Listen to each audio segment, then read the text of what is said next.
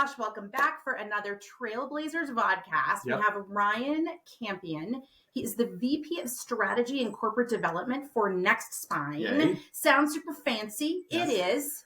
And welcome, Ryan. Thanks for being with us. Much for having me.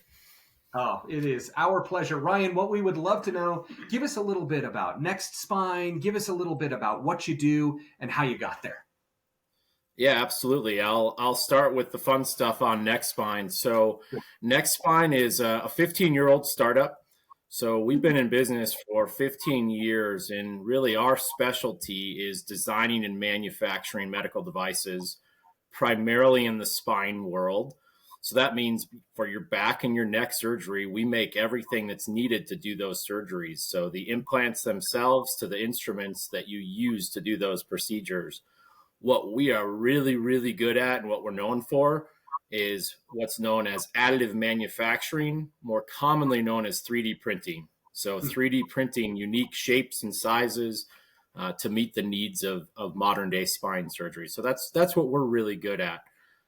For myself, I'm an engineer by training, but I've been running commercial and marketing organizations and business units for the last 14 or 15 years now. And I feel very lucky in that I've always been passionate about medical device and helping the healthcare side of the world. And I get lucky that I get paid to do that every day. And I'm one of the very few people that I couldn't imagine doing anything else.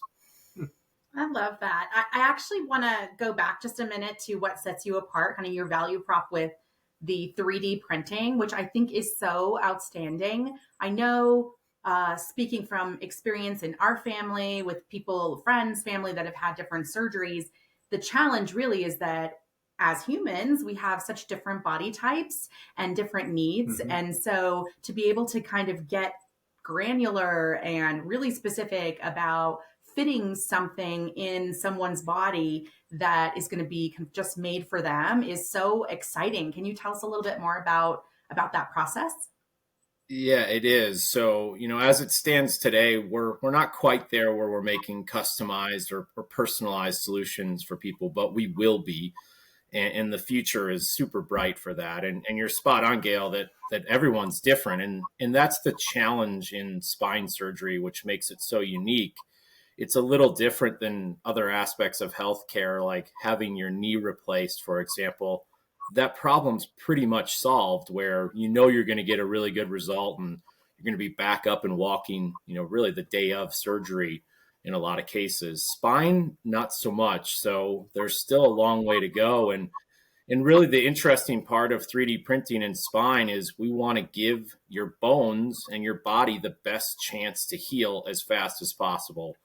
So when you're 3D printing solutions in spine, it really allows you to make them custom down to the cellular level where you're trying to get your body to react to say, hey, I need to do something.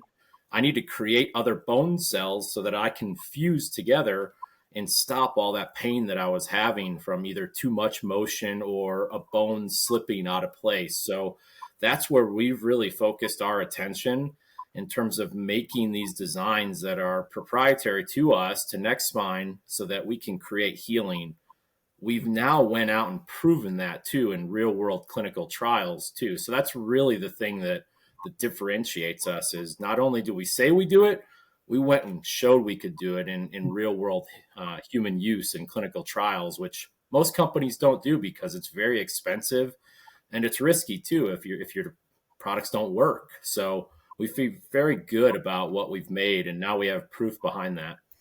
Well, that's awesome. Especially when it comes to your back, right? You forget, as a person who has struggled with back pain the better part of my adult years, and the various different ways that I can mitigate it, you forget how much the back and the spine is really involved in just about everything you do, right? Just from sitting to standing to walking, brushing your teeth, like it's just involved in everything. And it's so good that we as a group of people are starting to get the benefit of your technology, right? Of being able to get that in the marketplace and using it. We have a very good friend who is the chief of otolaryngology at UCSF, or ear, nose, and throat doctor, and his specialty is cochlear implants. and he was talking about how, this was probably 4 or 5 years ago. He mentioned, the state of cochlear implants are, if you've got a size 7 foot, then a size 7 shoe works perfectly. The problem is, Yep. if you have any other size foot, you still have the same shoe. So, that model, that idea of custom manufacturing such that we heal better and heal faster is really, really important. I'm curious to know where Yeah, you think, absolutely. just side note, where do you think AI is going to impact kind of the work that you guys do? Do you see it as a something that you'll leverage, Yeah, something that you use? huge driver in all aspects of medicine, from what you mentioned in otolaryngology and in that space, in terms of how that plays into brain health, cognitive disorders. There's a lot we can pick up on, from your eyes, your eye exams, to oral health, to your ear, nose, and throat, in terms of how that's going to influence cognitive disorders. So the future is incredibly bright. As it works in spine and other aspects of orthopedics, it's already here. It's been here. And as we continue to develop better models, what that means is it's going to make it better for us and easier for us to pick the right solutions for the right patients. So really personalized medicine. And what that means in spine, that could be, for example, correcting your back from this angle to this angle, and having, a companion solution help tell and instruct the surgeon, based on all these parameters, whether that's genetics or other factors, we believe this is the best solution for you. So it's happening today, and it's going to continue to get better. And really, when we think about it, AI is the broader term that everyone thinks of, but there's different models like machine learning and other things that, as you give the model more information, it can get smarter and better and help us develop better tools. So it's something that we're absolutely going to be leveraging, and it's already happening today when we start thinking about how we're making personalized solutions. So, the future is bright in that regard. I don't see it taking away people's jobs per se. I see it being additive, and it's going to change people's jobs. But the more you can use those tools, that means the better solutions we can provide for people, and that's ultimately the goal. Like the example I mentioned earlier with a total knee replacement, that has 95 to 98% success at long-term interval, 15, 20 years. Spine surgeries don't necessarily have that. So anything we can do to fill that gap, we're going to use those tools to get better outcomes. That's so cool. Talking about how industry is changing, and, AI certainly has been in your realm for a while. It's going to continue, and it's going to expand and broaden its influence. How do you navigate uncertainty and change in industry and your market? And, when you think about kind of a big learning curve for you in terms of change, can you share a little bit about that? Like, how do you navigate uncertainty? Yeah, I mean, it's there's uncertainty in all parts of our lives these days. Whether you want to talk politics or what have you, there's lots of uncertainty. But in the professional world, in my world, the med tech space and med device space was always a safe haven, if you will, for uncertainty or longevity for jobs, and that's changed drastically.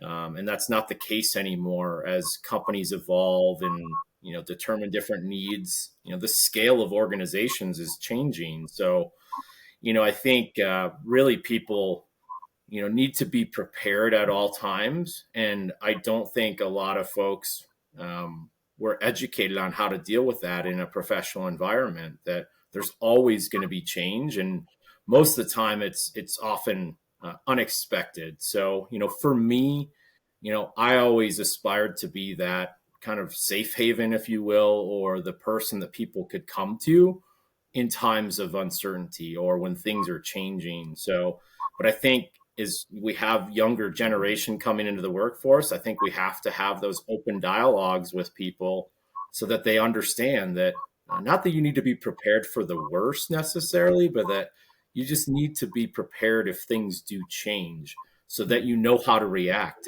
It's not going to be this gut instinct that you know what to do. Much like you think about it from a military training aspect, you're training for certain scenarios. I think about it in the same way in a workplace, but maybe with a softer touch than a military aspect, but still just preparing for those scenarios. I like to think about it in that way. Yeah, I think, we've worked with you in the past. We're pretty passionate about something called yes and in that kind of language and the framework of kind of acknowledging, validating, and then staying open and curious and moving forward and collaborating is super important because it makes the difference between someone who is frozen or runs away, right, from or gets, really frustrated and angry with something that's changing versus someone who's like, okay, this is happening. And what are we going to do about it? Mm-hmm. And how are we going to approach it? And what's next? And that's a very different energy and a very different approach to managing uncertainty. So I love that you're the safe haven for people when things are changing and that you kind of invite folks to come and pull strength from you. Well, change can be scary, right? 100%. Everything, your brain is lazy. It does not want change at all. So the more that you can help people feel comfortable in change, and by the way, the more that people can practice being comfortable in change, the more likely that their brain is not going to go, oh, I'm going to die this time. I know I'm going to die. That's what I'm going to do. They'll actually say, oh, okay, this is an opportunity, and I can move forward from here. Yeah. Agree more.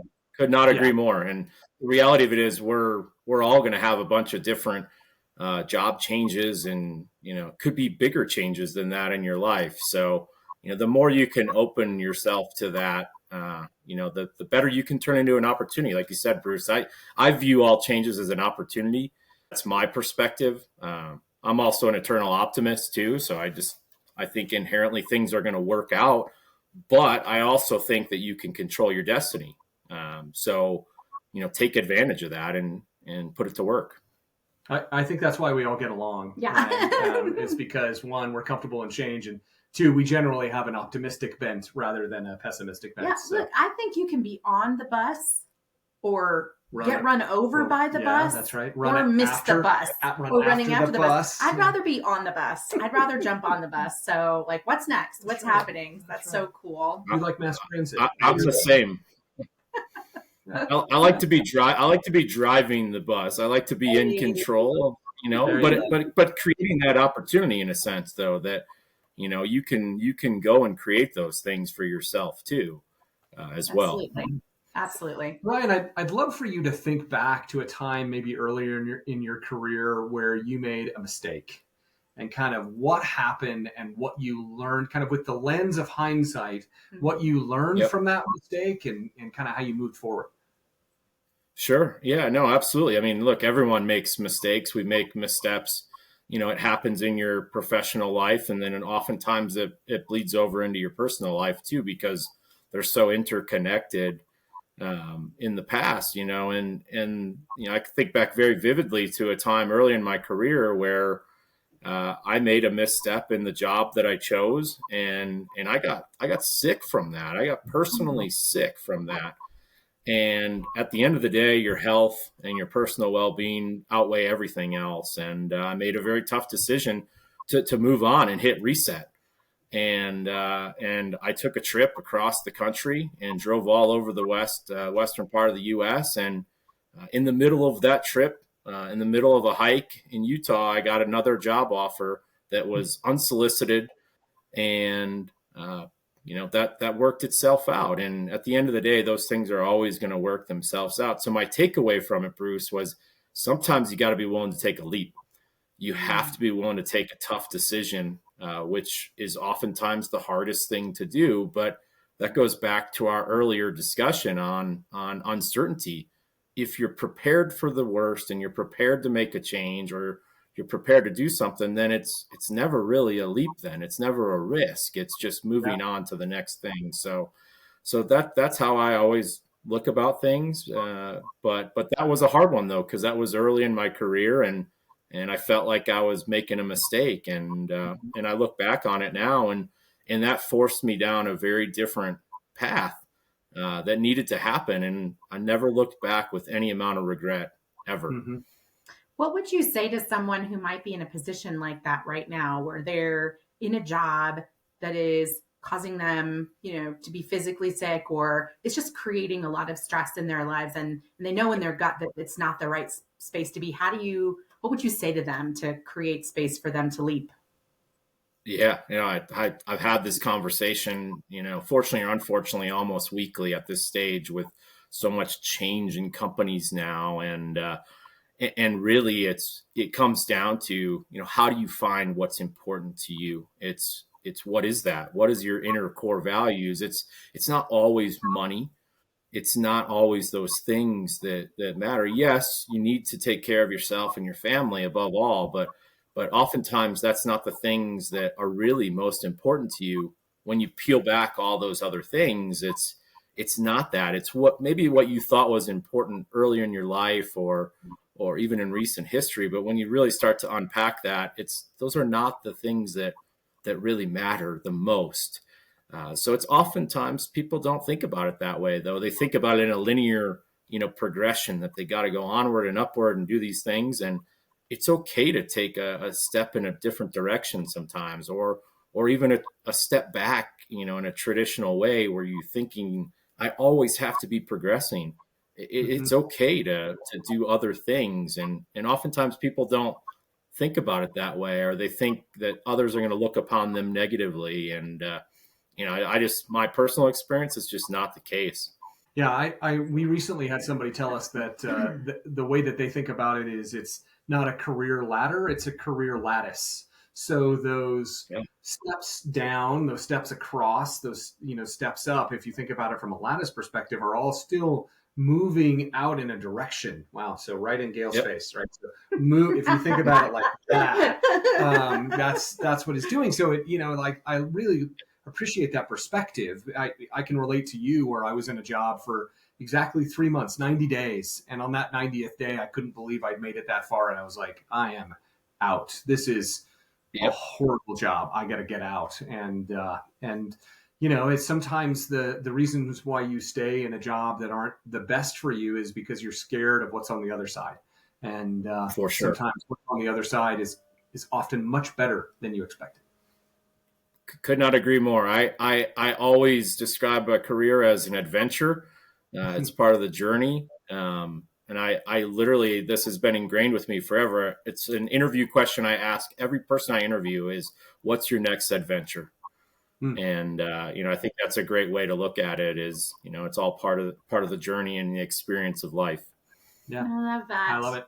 One of the things a few of our clients have been sharing with us lately is that they're finding, with all the uncertainty that's going on, you name it, right? Hurricanes, politics, supply chain, all these things, that their team's morale is super low, that everyone's really drained and not taking care of themselves, et cetera.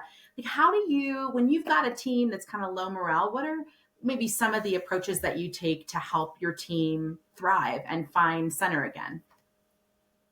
Yeah, no, it's a great question. And look, we've experienced all this coming through COVID, weaving our way through, unprecedented times in the workplace. And I think it's really important to establish boundaries, first and foremost. And look, I love to work more than anyone. I'm always on, but that's because it's what I love and I enjoy it and view it as a hobby, but I don't expect that of other people. I never have. So I think it's really important to establish those boundaries, to make sure that people understand that it's okay to take time for yourself and to take time for your family and to go do those things. Work will always be there. It's never going to go away. So, I think that's really the most important thing, is just to establish that. And work is not supposed to be fun per se, but I think the more you can bring that attitude to the workplace, the better. It's the culture we have established at Nexxt Spine, that it's a very familial culture, but it's one in that we try to have fun along the way too, and we take it seriously. But I think it's a really important balance, and it goes a long way. But you have to work at it too. And that's the thing I think a lot of companies and managers and people forget. They say, oh, well, I did this event, this one-time thing. It's all great, but it's something you have to work at. It's a continual effort. Yeah, it's so true. I think a lot of times people don't realize culture is a living, breathing thing. Mm-hmm. And it absolutely is something you need to put intent behind. Otherwise, it will grow on its own, just like that old cheese in your refrigerator that you forgot about. I don't know why I said that. Just, it happens. Cheese. I may have found some of that the other day. And then it grows into this thing that you did not intend. And then you have to do a lot more work to try to kind of get it back to what it was. Now that we're getting kind of towards the end of our conversation, I have to ask you, because I'm going to put it back on you. You said one of your interview questions is, what's your next adventure? So we're going to turn the tables on you and say, what's inspiring you? What's your next adventure? What's your next adventure? I am a super competitive person more than anything, but the thing that excites me so much about what I get a chance to do every day, and I'm very fortunate in that I work for a manager who's the founder of Nexxt Spine, Andy Ellsbury, that he gives me the freedom to do the things that I've always wanted to do. And it's the ability to chase these things as my ultimate motivator, and seeing these things come to life that I've dreamed of or wanted to do is the biggest inspiration, to have someone that backs that, to the nth degree. Yes, I have to back it up, but just so happens that some of the things that I've wanted to do are working very well for us. So, that just adds fuel to the fire to see these things come to fruition. And behind that, we're making things better. And that's one of our inherent core values for Nexxt Spine. It just happens to be one of mine as well. So that alignment culturally on that is a huge, huge driver for me every day. I want to be the best. I want to make things better in what we're doing. And that really is my ultimate motivator. So your next adventure is what you're doing right now. That's what it sounds like. There's a lot more that I'd love to share that's already on the roadmap but it is part of my same adventure now. So I couldn't imagine doing anything else. Like I said, I'm very fortunate, but it's like anything. It's been a weird and twisting, not a straight path at all. And again, that's part of it. Right. That's right. Yeah, that's way more interesting to be curved and twirly. Yes. And so I'm sure some company that's out there doing work around the spine has this as their tagline. A game we play often with our teams is called Got Your Back. So I'm creating a tagline for Nexxt Spine. Nexxt Spine's got your back. We got your back. Yeah, that's good. I love it. Yeah. One last question for you, Ryan, is what is the best piece of advice you've ever been given, and why? Yeah. The best piece of advice is to really do what's right. At the end of the day, you can't sacrifice. And look, I work in a regulated world where we have to document what we're doing, but it goes beyond that. There's still ways that people can do wrong things, even in a regulated world by the FDA. It's always do the right thing. It's do the right thing and things will work out. They ultimately will. And oftentimes it's hard. And, we educate our young folks as we're training folks at Nexxt Spine that, raise your hand if you see something wrong. And this goes back to making it better. But I live and breathe by that every day. And like yourself, Bruce, I've walked away from scenarios, and I had one a few years ago where it was a bad situation and someone was doing the wrong thing, and I walked. I'm not going to be a part of that. And I was in a consulting role, and I just wasn't going to do it. I'm not going to be a part of those things. And that's great. That takes a certain level of bravery, Ryan, at its core. It's being a good human. That's right. That's right. Well, Ryan Campion, VP of Nexxt Spine. Woo! We have thoroughly enjoyed our conversation with you. Of strategy and corporate development. Thank you. We've thoroughly enjoyed our conversation with you today. Thank you for being on Trailblazers. You're amazing. Thank you for sharing with us.